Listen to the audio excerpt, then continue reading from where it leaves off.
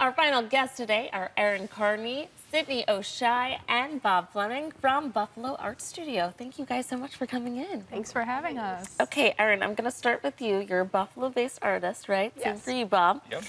Why don't you, Erin, tell me about your exhibition at Buffalo Art Studio? Yeah, so this is a body of work that I've been working on for a few years. It's kind of ramped up in this past year, knowing that I would be at the Buffalo Art Studio. I work a lot with fiber and construction materials and thinking about the kind of connections between the architecture we live in and the bodies we live in. Nice. Now, this is all rooted in your research from your childhood home, correct?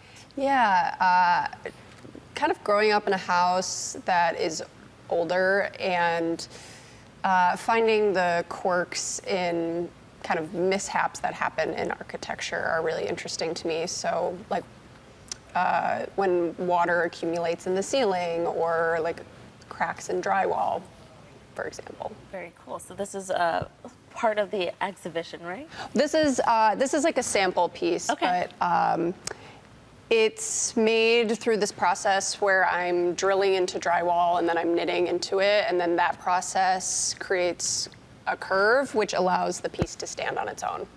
Where did your fixation with this parallel between inhabiting both a physical body and a physical space simultaneously come from? That's a good question.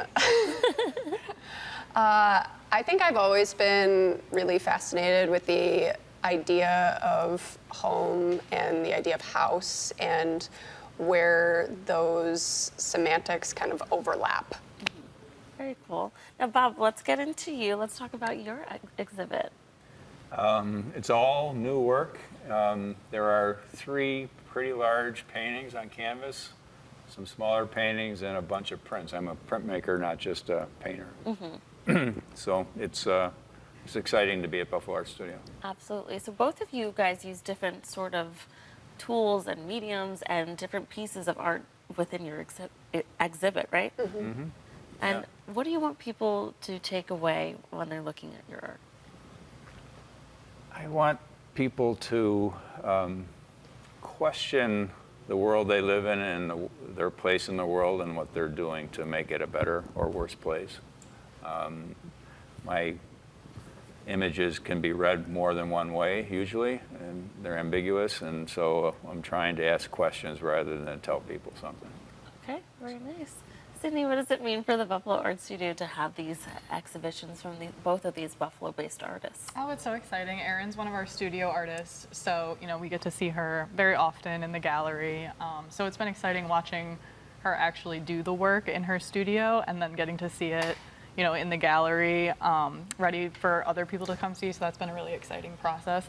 And Bob, he's one of the co-founders of Mirabeau Press. So it's very, very cool to see the things that he does in his own studio and have that come into BAS. I mean, the space completely transformed once we brought Bob's paintings in. They're just so large scale, and it's very exciting. So we're looking forward to tomorrow for sure. Right, tomorrow, as you said, is the opening of this exhibition, Yes. right? And this is a partnership with M&T, right? Yes, so we do M&T Fourth Fridays. So we have 10 free exhibitions every single year besides November and December.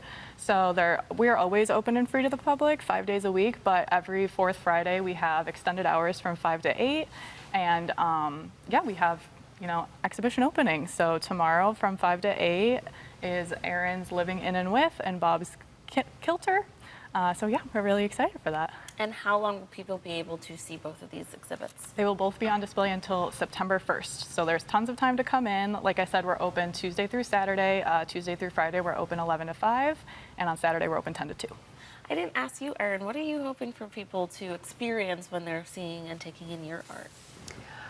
I think for me, so many of the materials that I use come from like a life that is lived, and how people come to meet these materials in both a functional way and now kind of experiencing it in a different way and considering the possibilities of that.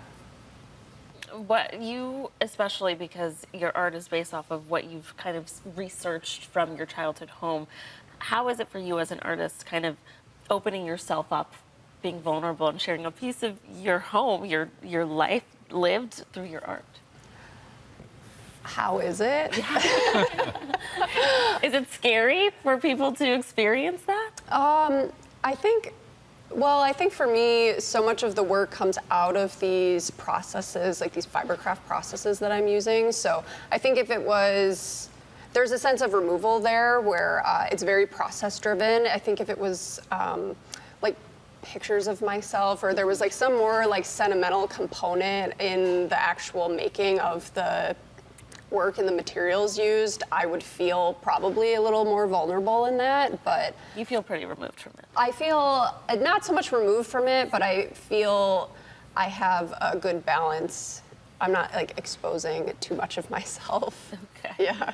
All right. Well, Okay. Well, I would say that we collaborated on a piece also. Oh, did you? It's in the show, and I think that's one of the spots where you get really vulnerable, is to say, okay, you take this, or to do something where you say, I trust Erin to change what I did. Yeah. It's pretty cool. very cool stuff. Well, thank you guys so much for coming in to see Erin Carney's exhibit, Living In and With, and Bob Fleming's Kilter. The opening reception is this Friday, tomorrow, July 28th, from 5 to 8 p.m.